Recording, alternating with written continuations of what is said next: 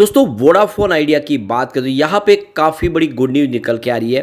Vodafone idea के board ने fund raising के प्लान को मंजूरी दे दी है।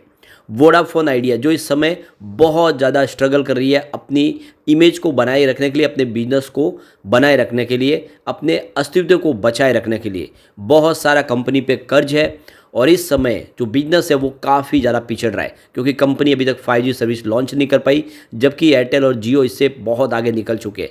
ऐसे में क्या वोडाफोन आइडिया में पुराने दिन लौट के आएंगे?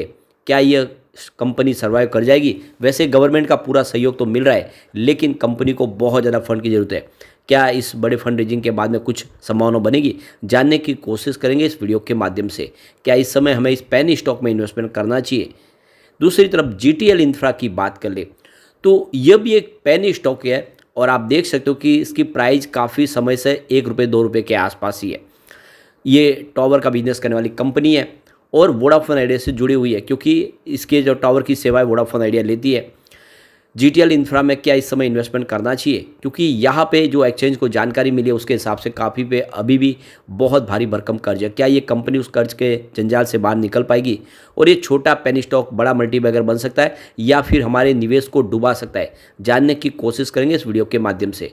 लेकिन फ्रेंड, उससे पहले अगर आप पहली बार हमारे चैनल पर आए तो चैनल को सब्सक्राइब कर दीजिए, एक बेल आइकॉन दबा दीजिए ताकि जब भी नया वीडियो बने पहला नोटिफिकेशन आपको मिले। वीडियो पसंद आए तो लाइक से जरूर कीजिए। चलो फ्रेंड्स, वीडियो स्टार्ट करते हैं। मैं हूँ आपका दोस्त SB दवे और हमारे अपने चैनल ऑनलाइन कमाई में आपका बहुत बहुत स्वागत है। तो सबसे पहले वोडाफोन आइडिया के कारोबार की बात कर ले तो फ्राइडे के दिन फ्लैट क्लोजिंग थी 13.35 पर, जहाँ पे हमें कोई अपडाउन देखने को नहीं मिली, लेकिन दिन में गिरावट भी हुई और अच्छी तेज़ी भी देखने को मिली। अंत में क्लोजिंग तो बिल्कुल फ्लैट रही। अभी इसमें स्टॉक में आप देख सकते हो कि जो बड़े इन्वेस्टर वो भी वेट एंड वॉच की स्थिति में बने हुए। वैसे वॉल्यूम टॉपर बना हुआ पूरे बाजार में, वॉल्यूम के मामले में वोडाफोन आइडिया फ्राइडे को भी नंबर 1 पे था और जीटीएल इन पर भी ज़बरदस्त वॉल्यूम के साथ काम का, जो ये भी नंबर 4 था। तो ये वॉल्यूम टॉपर तो बने हुए। इसमें ज़्यादा करके आप देख सकते हो कि इंट्राडे ट्रेडिंग भी लोग कर रहे, काफ़ी अच्छा पैसा कमाने की कोशिश कर रहे। अब यहाँ पे देख सकते हो इसकी परफॉर्मेंस के माध्यम से 1 अप्रैल को स्टॉक ने एक शानदार तेज़ी बताई थी। 14 के आसपास स्टॉक आ गया 5.7% की शानदार तेज़ी के साथ, लेकिन 2 अप्रैल को भारी भरकम गिरावट हुई। स्टॉक फिर से 13.45 पे पहुंच गया 3.9% की गिरावट के साथ।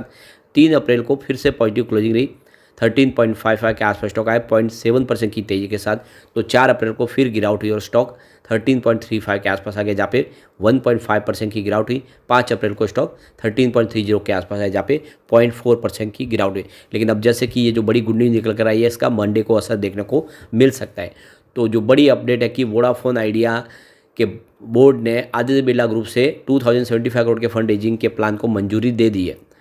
तो देख सकते हो कि कर्ज के जंजाल में डूबी हुई वोडाफोन आइडिया अब फंड जुटाने की कोशिश में लगी हुई है।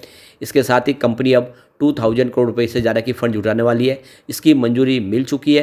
कंपनी ने ऐलान करते हुए कहा है कि उसके बोर्ड ने प्रमोटर आदित्य बिरला ग्रुप से 2075 करोड़ रुपये के फंड जुटाने के प्लान को मंजूरी दे दी है और अधिकृत शेयर पूंजी को 1 लाख करोड़ तक बढ़ाने की मंजूरी भी दी है। एक्सचेंज फाइलिंग में कंपनी की ओर से कहा गया कि कंपनी प्रस्ताव पर 8 मई को एक EGM में शेयरधारकों की मंजूरी लेगी। इसके साथ ही वोडाफोन आइडिया के बोर्ड ने ₹10 के फेस वैल्यू के 139 करोड़ 54,27,034 इक्विटी शेयरों को ₹14.87 के प्रति इक्विटी शेयर के हिसाब से 4.87 प्रति इक्विटी के शेयर के प्रीमियम के साथ इशू प्राइस पर जारी करने को मंजूरी दे दी है। फाइलिंग में ये भी कहा गया कि बोर्ड ने कंपनी के अधिकृत शेयर पूंजी को मौजूदा 75,000 करोड़ रुपये से बढ़ाकर 70,000 करोड़ रुपये के इक्विटी शेयर पूंजी में 5,000 करोड़ रुपये के वरीयता के शेयर पूंजी में विभाजित करके 1 लाख करोड़ रुपये करने की भी मंजूरी दे दी है। कंपनी की बढ़ी हुई अधिकृत शेयर पूंजी को 95,000 करोड़ इक्विटी शेयर और 5,000 रुपये वरीयता पूंजी में विभाजित कर दिया जाएगा। इससे पहले 2 अप्रैल को आयोजित EGM में सिक्योरिटी जारी करके 20,000 करोड़ रुपये की रेजिंग को शेयरधारकों की मंजूरी मिली थी। वोडाफोन आइडिया ने इक्विटी और कर्ज के माध्यम से 45,000 करोड़ रुपये के फंड जुटाने की योजना बनाई है, क्योंकि अभी फिलहाल वो बहुत पीछे है और वो रिलायंस और एयरटेल से टक्कर लेना चाहते हैं। अब देखो कि 5 अप्रैल को वोडाफोन आइडिया की जो प्राइस थी वो 13.35 के आसपास थी और पिछले 6 महीनों में स्टॉक में 22% की तेज़ी देखने को मिल रही है। पिछले साल 1 साल में स्टॉक ने 117% का उछाल दिखाया और साथ में इसका 52 वीक का जो हाई है वो 18.40 का और लो जो है वो ₹6 का है। तो देख सकते हो कि निचले लेवल से काफ़ी ज़बरदस्त तेज़ी बनी, लेकिन ऊपर के लेवल से इसमें करेक्शन भी वापस आ गया है। सबसे जो बड़ी बात है कि वोडाफोन आइडिया अभी तक 5G सर्विस लॉन्च नहीं कर सका है और जियो और एयरटेल काफ़ी पहले से ही 5G सर्विस दे चुके हैं। आने वाले 6-7 महीनों में प्लानिंग है कि कंपनी अपनी 5G सर्विस शुरू कर देगी और इसकी जानकारी दी गई है। फिलहाल मुंबई, पुणे और दिल्ली में इसकी टेस्टिंग चल रही है और कंपनी की तरफ से ये भी कहा गया है कि वो आने वाले कुछ समय के बाद 3G सर्विस बंद कर देंगे और 5G के कवरेज को और बेहतर बनाएंगे। तो ये कुछ बड़े फैसले लिए जा रहे हैं। अभी आने वाले उम्मीद है कि 2024 के अंत तक 5G सर्विस शुरू हो जाएगी। तो जब 5G सर्विस शुरू होगी उसके बाद में ही कुछ पॉजिटिव संभावना बन सकती है। फिलहाल अभी भविष्य पूरी तरह से अंधकारमय ही दिख रहा है क्योंकि बहुत पिछड़ गए, इनका बिजनेस काफ़ी ज़्यादा ठप हुआ है, लेकिन कोशिश जारी है। हो सकता है कि आने वाले समय कामयाबी मिले। 5G सर्विस शुरू होने के बाद ही कुछ संभावना बन सकती है। ऐसे में जो इन्वेस्टर है वो थोड़ा सा इसमें संभल के ही निवेश के बारे में सोचे। फिलहाल रेवेन्यू की बात करें क्योंकि अब Q4 भी आने वाला है। दिसंबर 2022 में 10,659 करोड़ के आसपास रेवेन्यू था, वो दिसंबर 2023 में 10,698 करोड़ तक पहुंचा। मामूली सा रेवेन्यू बड़ा जरूर है, लेकिन एक जैसा ही रेवेन्यू कंपनी का बना हुआ है। लेकिन जो सबसे बड़ी प्रॉब्लम वो है भारी भरकम लॉस।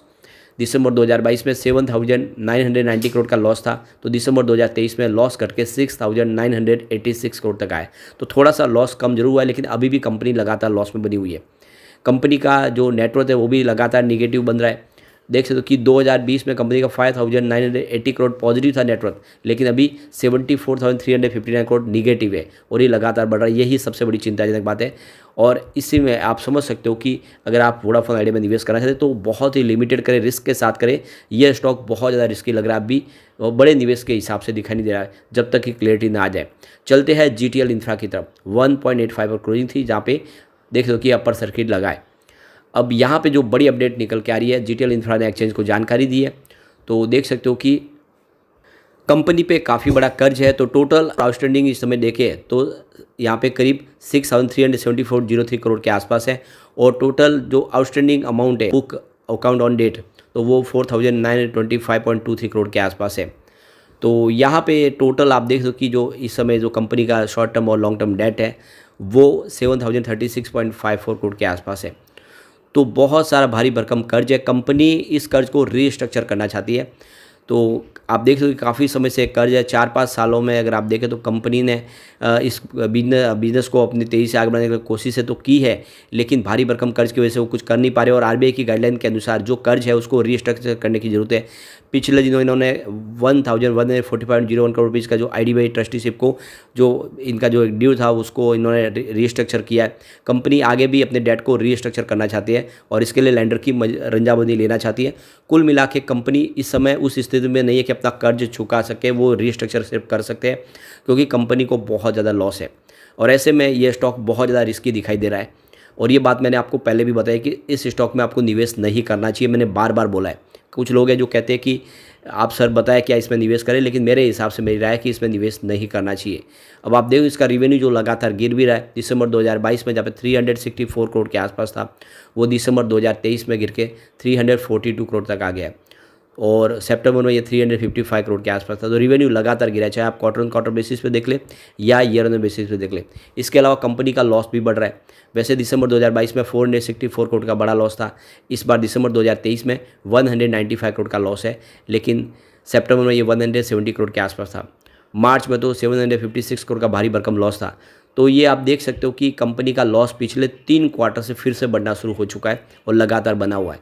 इसके अलावा कंपनी का जो नेटवर्थ है वो लगातार निगेटिव और बहुत भारी भरकम तरीके से बढ़ता हुआ दिखाई दे रहा है। जो देख सकते 2020 में जहाँ पे मात्र 193 करोड़ निगेटिव था नेटवर्थ, वो 2023 आते आते 4,541 करोड़ तक पहुँच गया है और यही सबसे बड़ी कमजोरी है।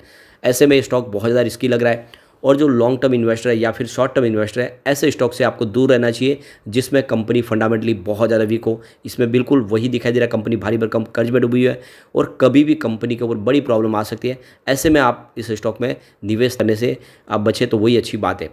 लेकिन फ्रेंड, कोई भी इन्वेस्टमेंट करने से पहले अपने फाइनेंशियल एडवाइजर से बड़े ले ले या अपना खुद का रिसर्च करें, क्योंकि मैंने वीडियो आपके एजुकेशनल पर्पज़ के लिए ही बनाया। वीडियो पसंद आए तो लाइक से जरूर कीजिए और चैनल को सब्सक्राइब कर दीजिए। Thank you friend.